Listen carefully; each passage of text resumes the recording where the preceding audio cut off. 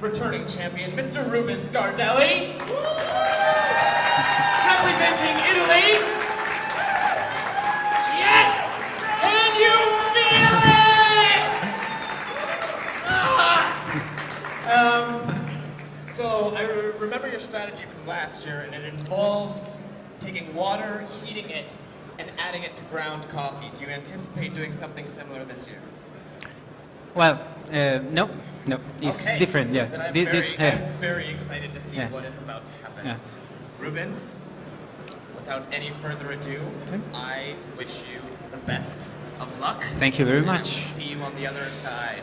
A big round Thank of applause for Italy!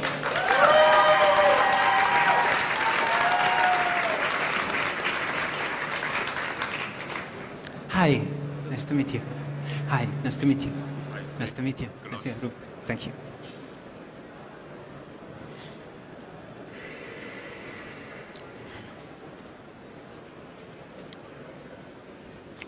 Okay.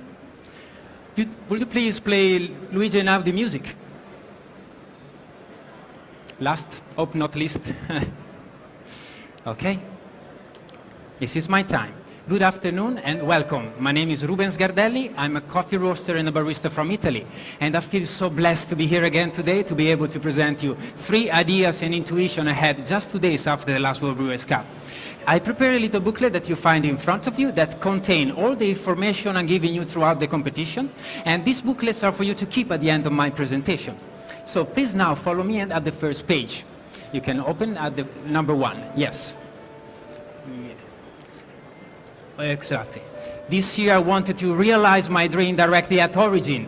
I've been picking cherries in 2 farms in Mexico, and the coffee I'm brewing for you today is from Finca Santa Rosa, that is located in Chiapas, south of Mexico, into a tropical reserve called Biosfera El Triunfo. Ricardo and Arturo Lievano are the owner of the farm, and you can see them in the picture with me, and they have planted all their 7 different plots with high quality variety. And while I was there, I noticed the pristine condition of this beautiful tropical reserve full of biodiversity and a very rich volcanic soil. Okay, now please follow me in the next page, in the second one, where I present you the first idea, and this is the heart of my project. And I call it TREELOT. Yes, you heard it right, TREELOT. Because I believe that not all the coffee trees are created equal. Even though they are coming from the same variety, they are not sharing 100% of the genetics between them. And they are also growing in different parts of the farms. So me, Julian Rivera, that was companion in this adventure, and the owners of the farm, we were selecting the best trees from the older and the healthier. And we created more than 30 single tree lots. And the coffee I'm brewing for you today is from 1 single tree that you can see in the picture right there while I was picking. It was February the 12th, 2015. And this tree was growing at a plot named Carmen at 1,750 meters above sea level. And this tree is from a red bourbon variety, but with a very peculiar bean shape, elongated bean shape. And this tree is 14 years of age. It's like a teenager. And if you don't believe me, I put the coordinates in case you want to go there and verify what I'm saying. Okay. Now, please follow me in the next page where I present you the second idea. And this is how I process the coffee. I call it Embryo Focus process because I studied that the embryo viability is directly related to the final cup quality and vibrancy. So I wanted to develop a process that would keep this precious embryo alive until today. So after carefully picking the cherries, I laid them over a raised bed, just 1 layer, for 2 days of direct sunlight, and thankfully there was sunlight during those 2 days, for fastly removing the beginning of humidity and avoid any fermentation taints. After that, I put them under the shade for remaining of 25 days of slow drying under the shade to maintain the water activity, and I stopped the drying at 14% of humidity. I know, it's quite higher than usual, but I wanted to keep the water activity to maintain and feed this precious embryo till today.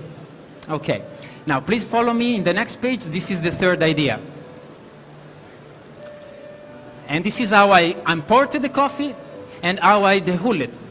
I decided to import the coffee from Mexico to Italy within its natural house, within the cherry pods.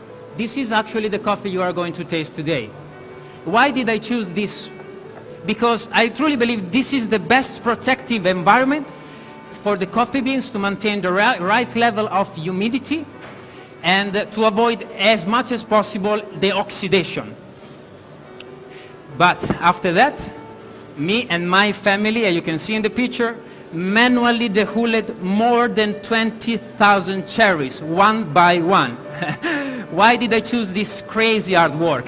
Well, because while I was in Mexico, I noticed that the mechanical dehulling, it's a very stressful process because create friction between the cherries, especially for the natural process coffee, and the final outcome is the heat, a lot of heat. I didn't want to treat my precious embryo that way. So at the end, I believe that hard work was totally worth it. And I hope you will appreciate that.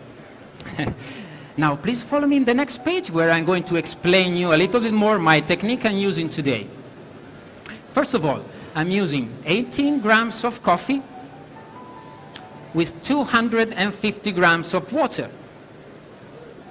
I ground the coffee using a hand conical grinder in order to transfer the least heat from the burst to the final ground. And after that, I sieve out the fines, keeping the fines at 800 microns.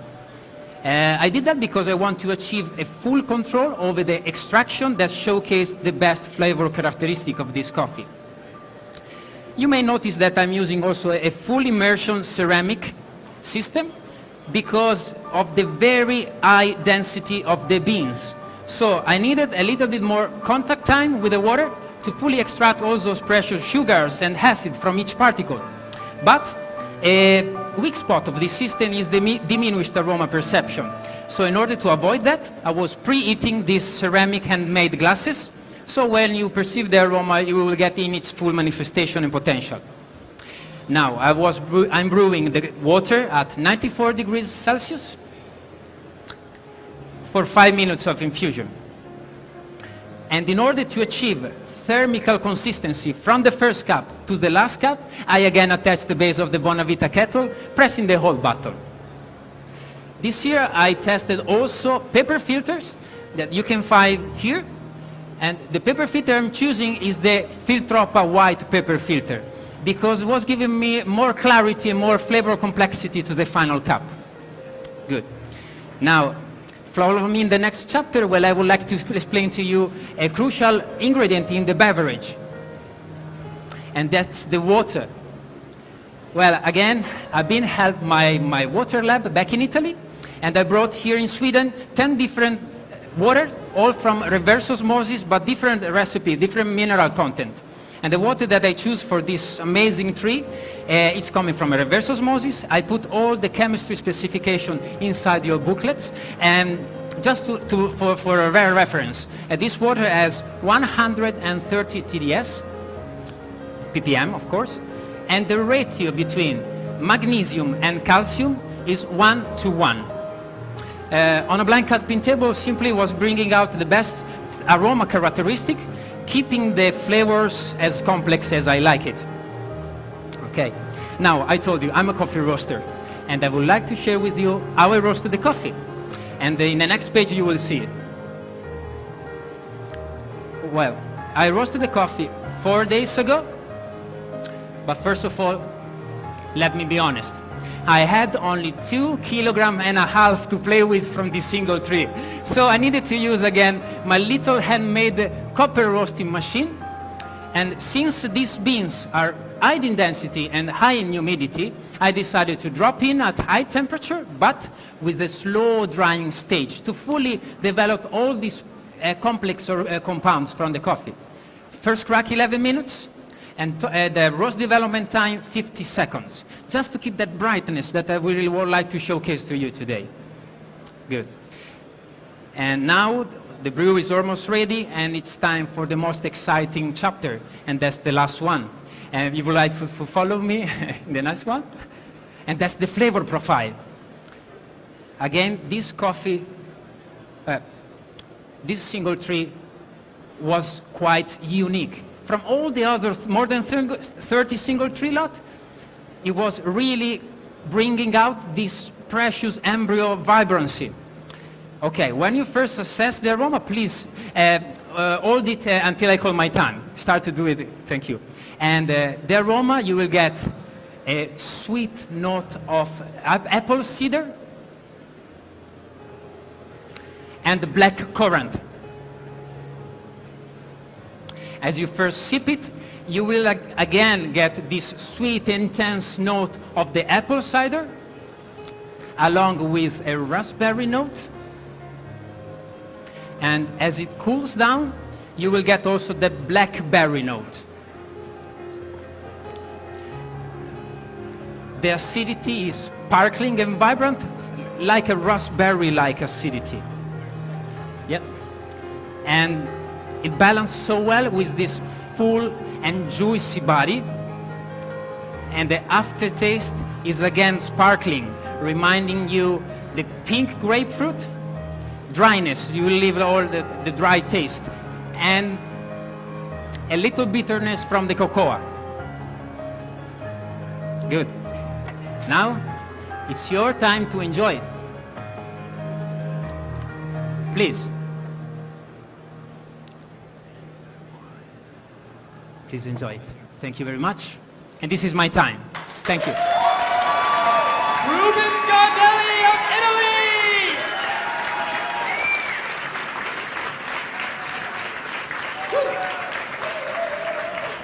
Rubens. Tip. How do you feel? A little bit over time. A little bit over Yeah. It's no big deal. So it's not your first time at this circus. I had so many things to explain, and yeah. Well, it sounds like you invested a lot personally into this. Oh, hobby. definitely, yeah. So you went to Mexico. I went to Mexico to realize this idea I had just really 2 days after the last World Brewers Cup. I would say, if I win again the national competition, I will want to see what is going out from this idea of the single TREELOT. And actually, I was talking with a Chinese guy, and he says it's not new in the tea.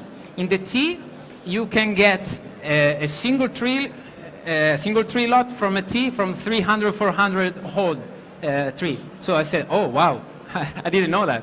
Interesting. Okay. Yeah. So how did you find someone to realize this with? How did you go about finding a farm who would be open to this? Yeah. The truth is, I was contacted by Julian Rivera, and he was just saying, oh, I watched your competition last year, I liked it so much, and that's it. But after that, I contacted him, and I felt like he's very passionate as much as me, and say, why don't you find me the best farms in Mexico? Well, I want always to find something different from my competition, that's why. And he was helping me a lot to find the best farms around in Mexico. And I say I was totally, I gave him my trust, and at the end, I think he did very well with me. He was a great companion. I mean, he spent so many time with me, and it was, thank you, Julian, thank you very much. Yeah. Well, is there anyone else on your team that you would like to thank right now? Oh, yeah.